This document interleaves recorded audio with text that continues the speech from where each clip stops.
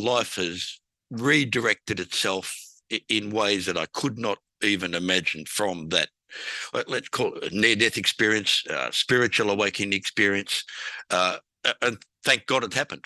Are you curious about discovering ways of making your life better? Then welcome to my podcast. I'm Bob Nickman, and this is The Exploding Human.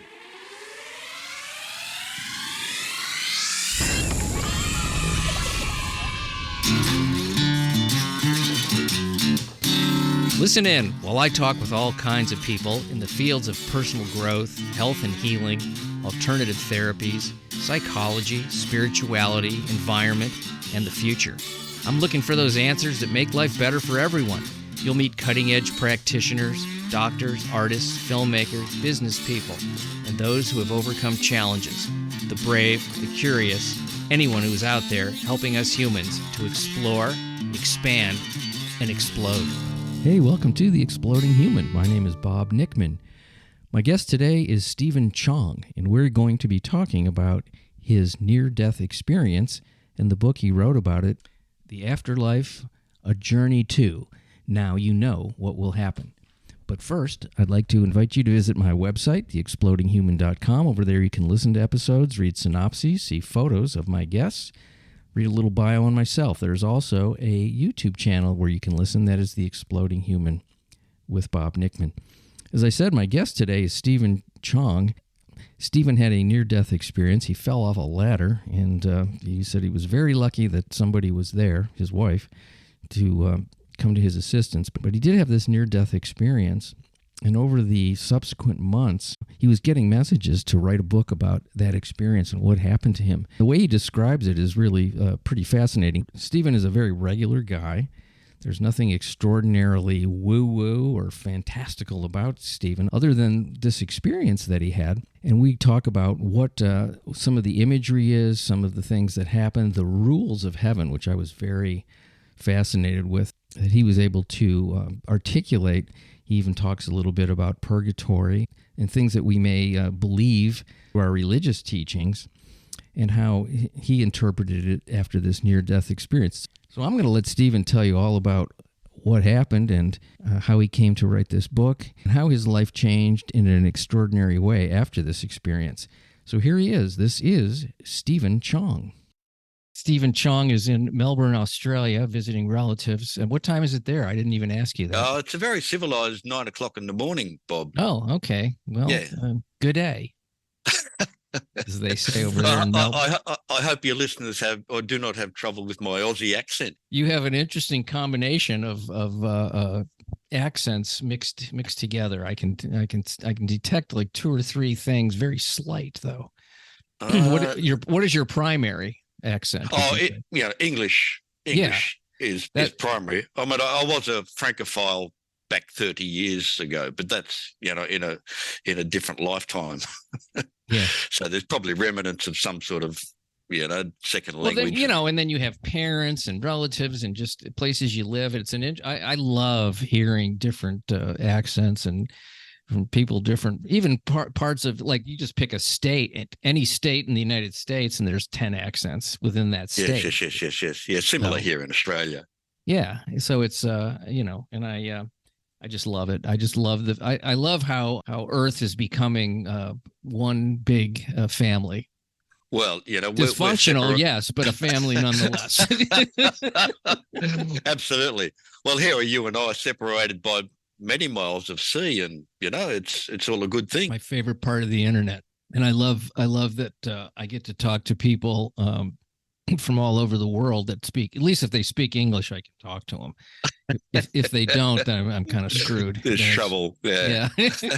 But so far, I've gone, a lot of UK guests, and I've had a couple from Australia. I've had Singapore and different places. I love it, and fortunately, a lot of people do speak English all over the world. Netherlands, I've had people, and I only really speak one language, which is English, but I do dabble in a few others, but very poorly. And so I appreciate English. Very good. Yes. So we're going to talk about death and near death.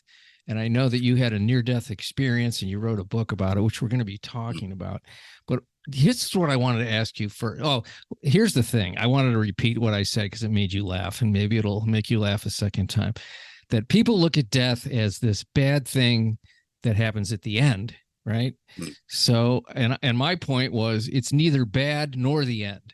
So we don't have to worry about any of that stuff. We can just talk about it, and it's nothing to be afraid of. Yes, absolutely. And absolutely. And your experience, I'm sure, was enlightening in that respect. I want to know who you were exactly before you had this near-death experience. And then, you can talk about the experience, when you fell and, you almost died. And then how it changed. But what were you a spiritual person, a religious person, a agnostic, somebody who didn't even look at death? It was just something annoying that that happened where the body goes to a funeral home and everybody cries for a couple of days and then goes out and makes money. What? Yeah. I guess, Bob, I've never been a religious man. Not far from it. I'm lucky enough to be involved in a very spiritual family, to be sure, and a mother who was an angelic being. So I was well served in guidance through a lifetime up to now, on the wrong side of 65. But yeah, me too, my friend. Here we are. We're in good shape. Yeah. But yes, I must tell you the experience, because as you mentioned, it's 3.5, 4 years ago now. As you do when you're 60, you get up on the roof and you clean out the gutters, and the ladder slipped, and I've fallen 5 meters onto the ground, and thankfully where we live, we're very remote, so there's no near neighbours anywhere, and this particular morning, Saturday morning, my wife just happened to be there, and thank God she was, because I'd still be lying on the ground. So she was able to rescue me. But at that time, I couldn't feel anything from like neck down. I thought, oh, Stepen, you are in trouble. But here we stand, and the gods have shown favour, and life has redirected itself in ways that I could not even imagine from that, let's call it a near-death experience, spiritual awakening experience, and thank God it happened. Because the things I've learned subsequently from that experience and the writing of the book have been so profound that have changed my life totally. I've met a few people over the years who have had these experiences, or even said that they had died temporarily and became a different person. Even their physical being changed once they Yes, it's interesting, Bob, and I've been asked a number of times, because for me, at the time of the experience, I wasn't like, I guess if there's a traditional near-death experience, I didn't have it. I didn't float off to the heavens at that time. It was subsequent when I'm and I'm good for nothing. I'm on a couch rehabilitating for months on end. But during that time, I had, it's like that little voice in your head saying, Stepen, and I had the title of this book pounding away in my head. I thought, oh, no, leave me alone, because I've written a few books and, all that sort of thing. But I'd shut down. I said, no, I was done. I'm ready to plant tomatoes in the garden. But the experience gave me the choice. So I've said to universe, okay, all right, enough. I'll write this thing, whatever it is you want me to write. And I say, I had the title, the Afterlife, A Journey To, in my head. But I've said to the universe, what do I know? If you want me to write this thing, you have to show me. I know nothing. But the choice I made was to say, okay, I'm open. You show me the way. So there was no character, no storyboard. I had nothing. But as soon as I'd made that choice and then sat down to write, it was like opening a portal, and I saw the images and I heard the music and the colours, and I'm seeing heaven through this character's eyes, and it was like taking dictation, and I was sort of. Not sort of, it's like being on a scenic railway tour, being taken through these different levels of heaven. So I'm just describing what I'm seeing. A gift, absolutely. An amazing journey, to be sure. That's the interesting, I mean, the whole thing's interesting, but after the incident, like weeks later, something opened up inside you that allowed this thing to happen. Was there a voice that you heard? And when you said music, you were hearing certain sounds? We always think of heaven as like angels playing the harp, which I don't know. They might be playing the saxophone. I don't know. Yeah. That's pretty much describes it, Bob. But the key for me was a burden of choice. I could have said, no, see you later. Yeah. I'm done. I'm okay. I'll recover and I'll go and plant tomatoes. But no. So once I've chosen that pathway, then the doorway opened. Then the gifts were revealed. Absolutely. I know there's people that are, they call them channelers, and they channel these beings, these voices, and it's pretty amazing stuff when you hear some of these folks talk, whether you believe it or not. It's amazing either way, whether it's, I don't know what it is. It's and sometimes they refer to themselves as we, even like all the spirits sort of mixed together, which I find really interesting.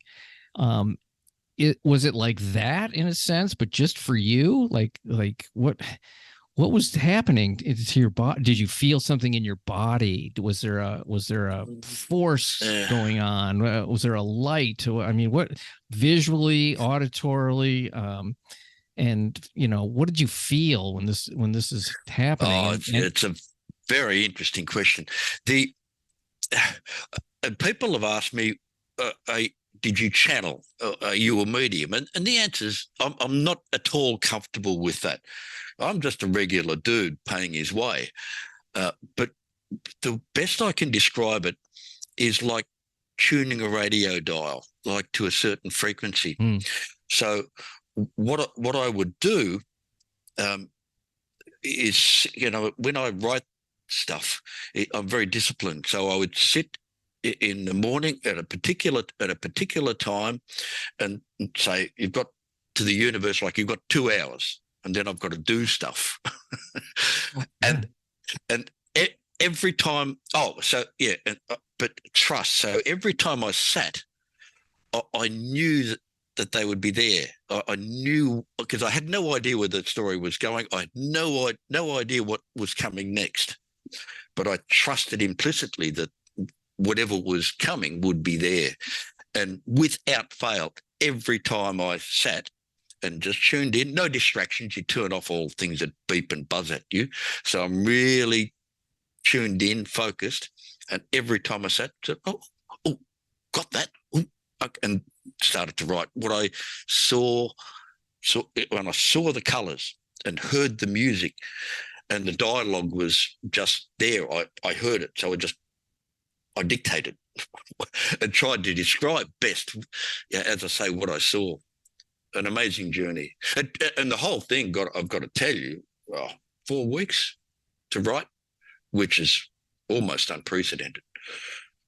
Yeah, it sure is. As somebody who's, I've been a writer for a living for a long time, and I'm fascinated by when things come through me and I write them, but then you go in and out of, you have the mechanics of, the typing and getting it on the page and looking at the words, which somewhat disconnects you from the thing you're in, but you're in it at this. And this is even more intense than just, me writing characters in a drama or a comedy or whatever.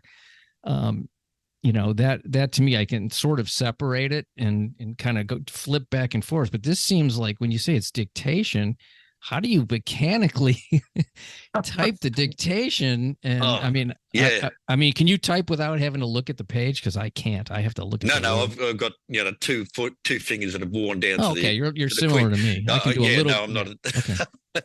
Okay. Yeah, but I've got to tell you something, Bob, which is really, really quite amazing, because what happened after I'd finished writing the book, and you would know, and then you start to edit and review and all that nice stuff.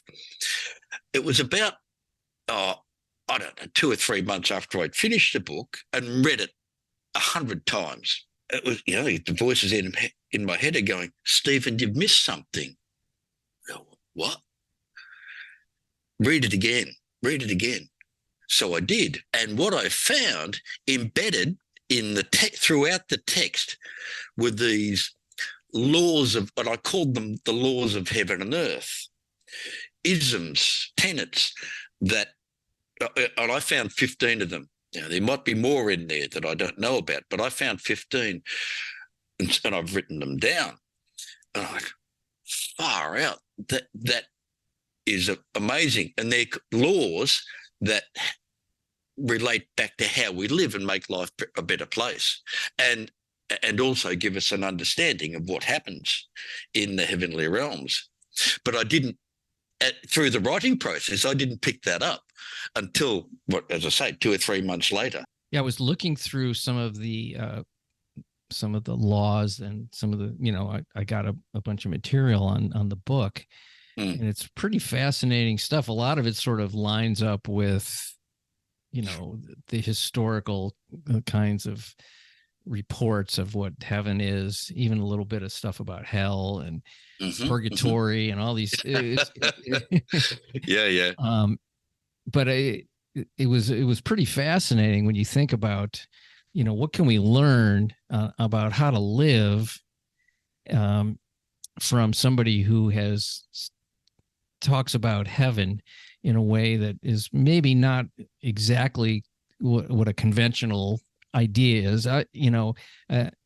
Most people think about it as, everything's fantastic all the time and food is delicious and everybody gets along and it's just this amazing place. Yeah. And, but if we're here to learn and to connect and grow with the universe, how does this experience of seeing and being a part of heaven translate to, well, for yourself and for other people, the message that you would want to give to people based on what happened?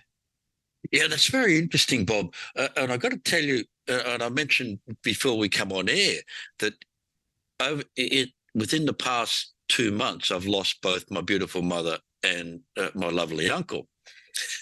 And I've got to tell you, over the years prior, when my mother left, I thought I'd be pretty messy, because we were, pretty tight. Subsequent to writing the book and the knowledge I've learned from the writing of the book, and now the direct experience of losing a treasured loved one, it's just transformed that let's call it grief. I mean, in my case now, when you feel grief for the loss of a beautiful loved one, but it's not a debilitating grief. It's an empowering grief. It says, Stepen, I'm here. I'm in this. I know where she's gone. I know exactly where she's gone. I know where to find her in the heart through that the love connection, and I know she's there all the time.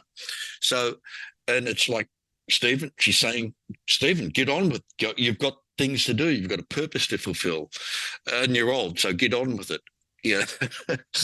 So the knowledge and now the experience becomes a crucible mix of how to live life to a higher level. I always like that line, enjoy every sandwich.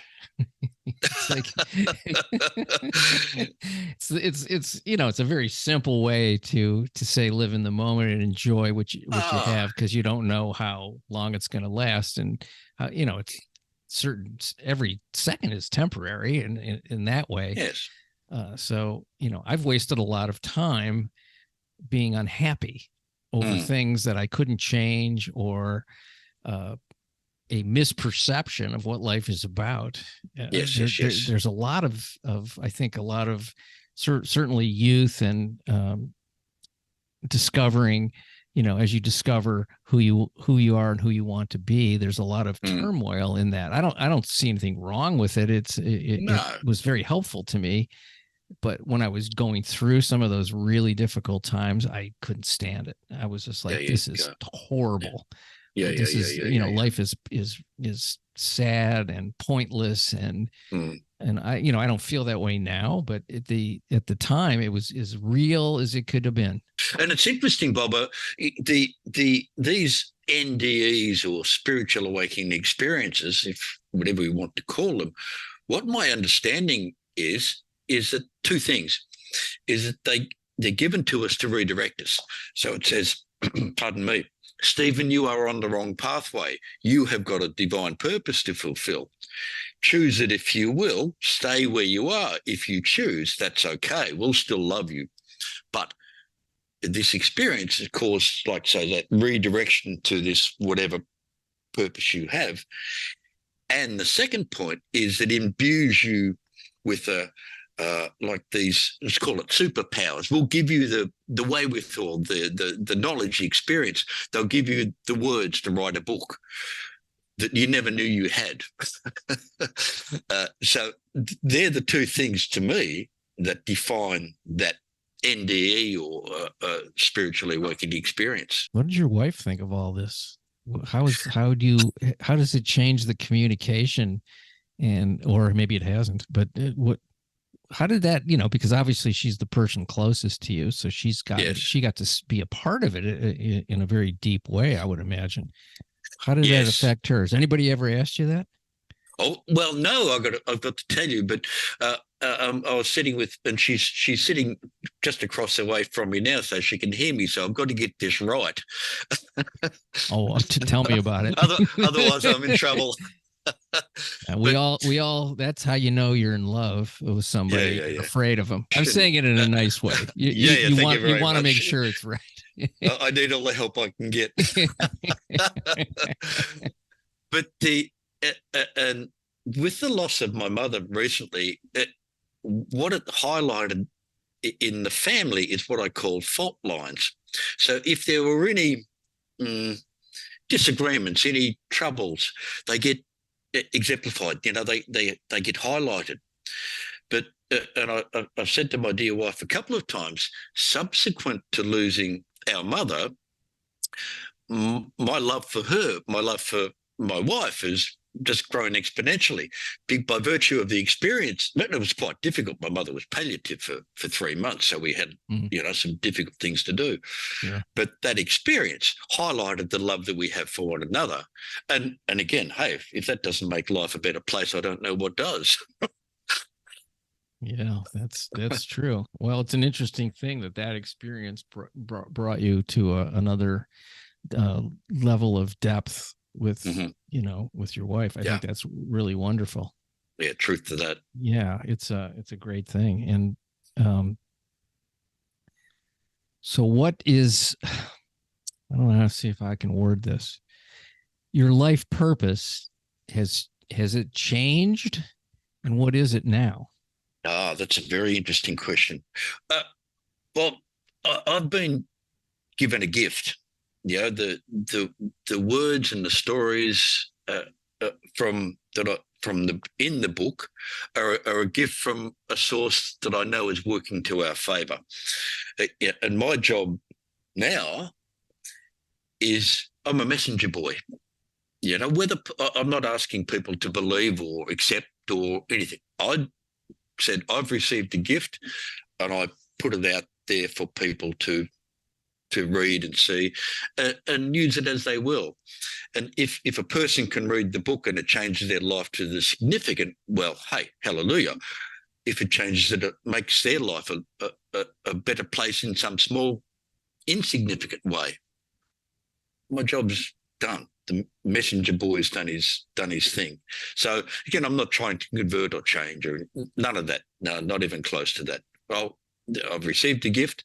My job is to present it to those that have ears to hear and read the words and make life a better place for themselves. When I think about the various cultures around the planet, and I only have lived in the United States, but there's a lot of fear around death. There's just a lot of fear about it. One that it's gonna hurt. It's gonna yeah. And then this idea of I didn't get to do what I really wanted to do.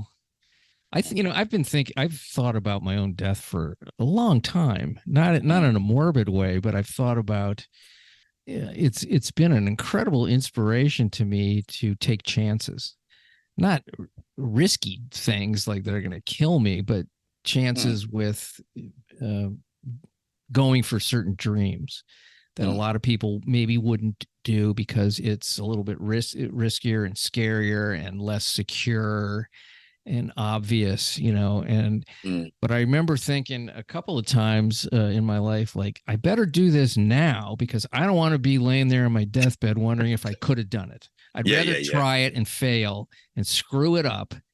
Absolutely. And lead to something else. There's an idea that I think a lot of people have that there's some sort of a finality to every decision that you make. And I think it's the exact opposite. I think they're all just little pieces of the puzzle as you move along. Yeah. And, if you had things like, I don't know, this is a little off the topic, but if you had things you've done that you were completely immersed in, and then you've sort of passed through it and you kind of go, that was great. And I don't want to do that anymore. I'm going to go do this now. Yeah. Yeah. Like I was go ahead. And what you're talking about there, to my way of thinking, is a theory of relativity, because as we get a bit older, say now 66, you see your end point a bit closer than when you were 20 and bulletproof, and you thought you had plenty of time. Now, 66, it says, hey, Stepen, get on with it. You've got things to do. You don't hesitate. And the reality that I feel now is, that you're on that right path. You're on that divine pathway. And so you get resourced. The universe says, okay, Stepen, you're on the right path. Here's the help. Here's the guidance. Here's the whatever. So it's like, you've got the supply chain all sorted. But getting back to the fear that surrounds this death and dying process. And if you don't mind, one of the laws of heaven and earth that I've got in front of me, and I'll read it to you. Yeah. It says, fear at the time of passing closes the soul to all the awaiting love and compassion. Now, how cool is that? Just to know that, to not be afraid. And then that opens you up to all that, the beauty and the love and compassion. When I think about fear, it really comes down to what am I really afraid of? If I take the thing I think I'm afraid of and I take it to the what if that happened? Well, then what if that happened? What if that happened? It all comes down to, I'm going to be destroyed. I will be, obliterated. So I'll die. Yes. Basically, that's really the fear. That's underneath every fear is I'm going to die. Yeah. And then, but if I'm not afraid to die, and there's nothing to be afraid of, because, I mean, why would you be afraid of that? It doesn't really, I understand it because it's sort of somewhat final. In one very huge sense, it is final. Yes. But and I guess there's a natural biological survival instinct that we want to survive. We don't want to die. We'll do whatever. The body wants to hang on to itself. Yes, absolutely. And believe me, if a bear was chasing me, I would not stop and say hello. I would run as fast as I could because I don't want to die. Yeah. And that's a real, genuine sort of, natural kind of instinct. Yes. But when I think about the fact that it happens to everyone, whatever age that it happens. Why would the universe create something called life, and certainly the human species, and then have the end of it be something you're supposed to be afraid of? It doesn't, logically, it doesn't it's even not make even sense. logical, is it? Yes, that's right. Yes, and I've got to tell you, Bob, all the things I saw and described through the writing of the book, it not only takes away fear, but it also creates a sense of uh, anticipation in some way, and say it's okay. You've lived a great life, and you'll be so loved and nurtured when you pass over, to whatever level you go to, because there's no absence of love from the Father. We're all nurtured in that same crucible. Yes, I mean, my understanding is that you've got to look in the mirror of life review, and one would see what you've done to others, and feel and experience the consequences of same. But it's all love. It's still, you in the divine hands of the Father being. Yeah. When I was thinking about, after I read the description of heaven, the thing that was really intriguing to me was this Colosseum that you talked about, where all these spirits were basically kind of, I just picture them in the stands of like a big Colosseum. And then there were people that had died from illness and infirmity and, painful endings that were being taken care of in the center of this thing. Yeah. Of this, whether it's, we don't talk about it's real or not real. I don't care about that. But the image of that was so spectacular to me that all these souls and spirits were there to, in a sense, welcome and heal people whose endings were not, we all think about like, oh, it'd be great if I just went to sleep and that was it, and I didn't have to suffer. But when you have that kind of level of suffering, that was kind of a beautiful image. I don't know. I hope that's really what it is. Oh, you've done it. You've done it great justice. What I saw, again, I'm seeing all of this when I'm writing, and I'm taking sort of just writing what I'm seeing, but I'm standing on top of a hill with this guide. And again, as you described, like this, the Roman Colosseum, the Greco-Roman type architecture, and there were bells tolling away that all these souls come into the arena as like spectators, and the colours and the music was extraordinary, and they're all chanting the Om sound. So this noise is reverberating around this Colosseum, and in the middle of the arena are these repose lounges, lounges, and I'm sort of seeing all this through this character's eyes and going, what the? And then in come these angelic seraphim, small angelic beings, and they've got a charge of this like a decrepit soul, like that illness has destroyed or hurt their soul, and so that they're like disabled and decrepit, and each seraph leads their charge and places them on their lounge chair, and the lounge chair kind of enfolded them like a blanket on a warm night, or on a cold night. And then in walks this angelic being, white, golden, beautiful cloak of shimmering, gold. And he stands in the middle of the arena, and he takes the energy out from the crowd, and he weaves it into this magnetic spinning ball in his hands. And then from this magnetic ball shines this like a laser light into the into the souls on the couches. And then, like, when this angel's finished, he kind of folds his hands off and walks out. And then each of the souls on the lounges, they get up and they are totally renewed, like they've just been relieved of all of their burdens. And they are healed, I guess. Yeah, just renewed. But the interesting, and apart from seeing that, the interesting thing was that I asked, like, the guide person, what is this? And what I was told was these souls, sins imposed by others in the earthly realm, are not retained by that soul themselves. So if I did something to you that caused your soul harm, gave you a bad drug and caused you illness or suffering or something, you do not carry those burdens. You are relieved of those, don't like the word sin, so those melodies. So that's taken away from you. Yeah. Me, on the other hand, because I've caused that to you, my brother soul, I would bear the consequences of those actions.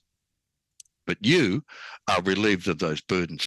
Let's talk about sin for a second, and evil and people that do harm to other people. When you say there's consequence, you're not talking about, I don't think you're talking about a punishing God. I don't think you're saying that. No. But let's say I'm just a bad guy. I just cheat people, and I hurt them physically. I'm verbally abusive. Maybe I'm abusing, people sexually. I'm just a horrible bad man. Yeah. Damaged guy. The worst of the worst. I pass away and I go to this situation. What happens to those guys? Because we talk about, and I'll say women too. It's all guys. We always think about wicked men, but there's just as many wicked, both genders, I would imagine, or I guess there's more genders now. I don't really know much about that, but I was supposed to get a laugh. You're all good. But how did you see heaven handling that kind of a? That's very interesting. Let me answer that, Bob, through two laws, and the first one is we are all one in spirit. And I'm reading this, I'm paraphrasing. We are all one in spirit. What you have done to another, you do to yourself. Well, I guess that's true. So that gives us a basis. But then the second one, here again, I'll read, what you have caused to affect in your fellow man is what declares your place in heaven. So let me describe again how I saw those laws play out. Sure. So what I saw with these myths, the profound myths, and they're myths of purgatory. So you come through this where you do your life review, and you get to find out whether you're a good dude or a bad dude. But then souls were exiting out of these myths like it through a portal. And some were dressed in these beautiful robes. I can barely describe the colors to you. Bright, vivid gold, white, with shimmering colors of blue and flashing colors. But others were dressed in dark Hessian, brown, yucky sort of colors. What happened? They come through the mist, and then they're greeted. And then there was a designated pathway that they had to follow that was uniquely that soul. So a soul that said, I want to go upwards, and they were dressed in this brown stuff. Sorry, your pathway is unique, and you had to follow that which is designated. So you're dressed in these beautiful colors, up you went.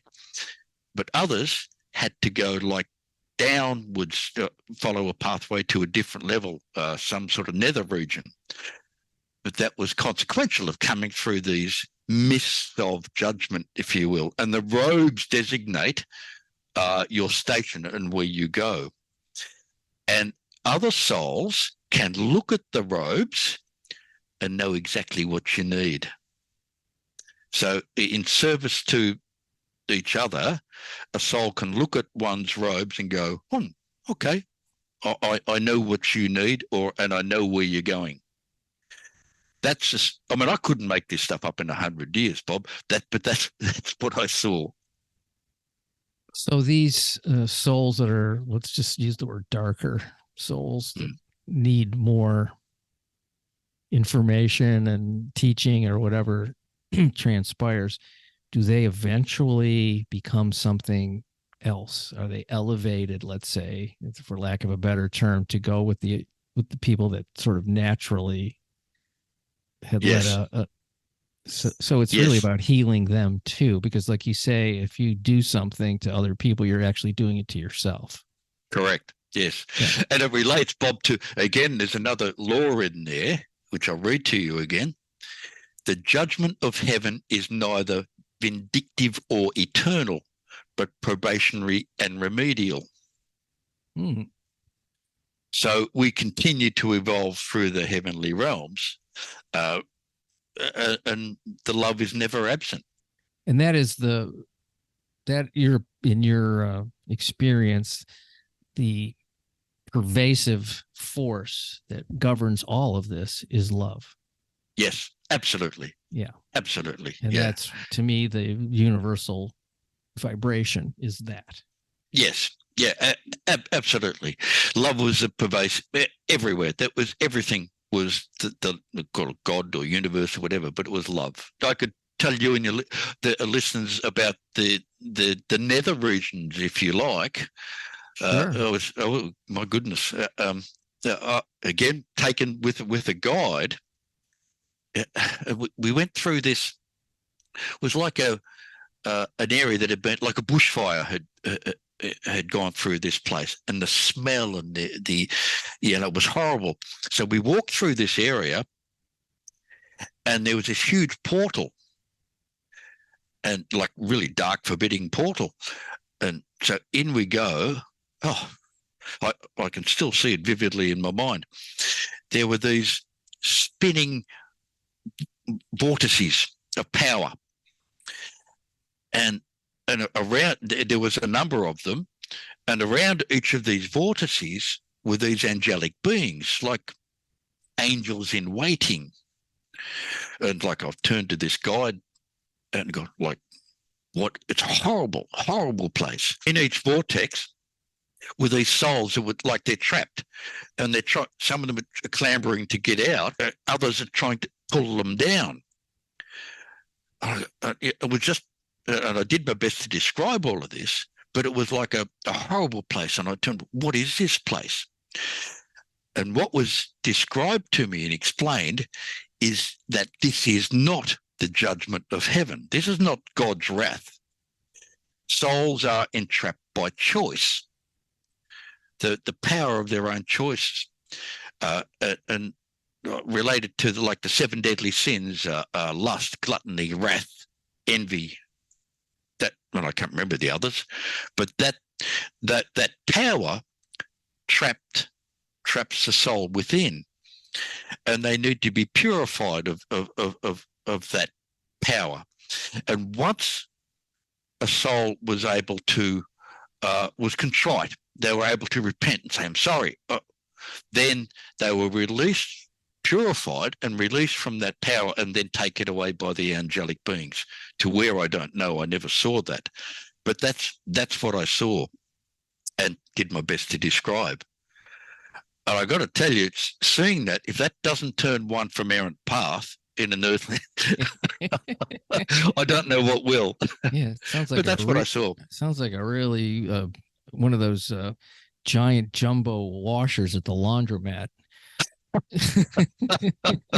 Only it's instead of dirty clothes, it's only worse. I'm not getting in that. No, exactly. So what do you think a guide makes a year? How much money they make? That might be a good gig, heavenly guide. All right, I want to talk about the idea of reincarnation and coming back again to get it right, to come back in with new knowledge. I feel like I've been here before more than once, and I've always sort of known that. I don't think it's a big deal, but how did your experience? Does it line up with that idea at all? Yeah, I mean, certainly religions talk about it. I know the Buddhists for certain. Yes. Yeah, it's a very interesting question, Bob. I'll answer it in two ways. I got taken to a huge library, a hall of records. And again, the building, and again, don't just think of a glass edifice like we've got on Earth. This is marble, alabaster, beautiful Greco-Roman type architecture. And so we go into this library, and there's all these soul students there, and this place is full of rooms and tomes of all different shapes and sizes. And again, what was described to me is this the hall of, like, the Akashic records, I guess you'd call them, where every thought, past, present, and future is recorded there and to be found. So you can access those records in the heavenly realm. I mean, I'm a believer in reincarnation, I think, like you, but in the book there was nothing to describe reincarnation to me through the book. I was never told. There were spirit guides moving across and helping us out, but I was not told anything about reincarnation, so it is not a part of the story, if you will. But as I say, I'm a great believer in it. However, I wasn't shown that through the course of the writing. Pretty fascinating stuff. What an experience! Yeah, amazing, huh? Yeah. And you're not going to clean any more gutters. I'm making sure that that's not happening. One book is plenty on this topic. Well, I've got to tell you, Bob, if I do decide that at any time in the future to get up on a ladder again, it will not be a near-death experience. It'll be a death experience because my wife will kill me. Yeah, I'm not allowed to go up on the ladder anymore because when I was coming down the last time, apparently my legs were flailing as I was trying to find the rung. Oh, yuck! And my wife won't let me do it anymore. No, good idea. I guess she wants me around. I don't know. I think I can, but I'm not going to do it. No, not worth it. Let's plug the book a little bit and to let people know where they can get it. And this only happened a few years ago, so this is fresh right off the experience. We're only within a few years. Yeah. And the book, Bob, is I think end of May. It was released, so it's only still brand new on the shelves. So you can still smell the ink. Absolutely.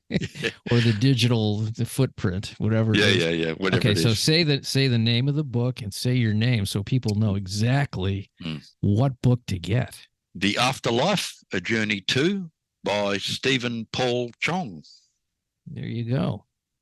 Our best place to get it, Bob, I think, is probably on Amazon, the book depositories, ebook or hard copy as preference. Yeah, it's probably on Barnes and Noble and all those places. Yeah, all of those places. Check it out. This is a gentleman who had a real experience and was able to get it on paper, which is absolutely phenomenal. As you were talking about this, I was thinking about that British director that did, I think he's a British director that did the movie Inception.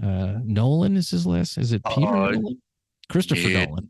Christopher Nolan. Yes. That'd be the guy to make this into a movie. I want to see this. It would be a absolutely fascinating movie. Absolutely. But therein lies the future, and God knows how it's all going to progress. But absolutely. You didn't find that out, huh? You didn't find out about No, I wasn't told that. All right. Well, I'm hoping my hair grows back. I know it's not going to happen, but what if it did? Who needs hair when you got a beautiful head? Yeah, that's what my mom used to say. She'd say, at least you have a nice head, son.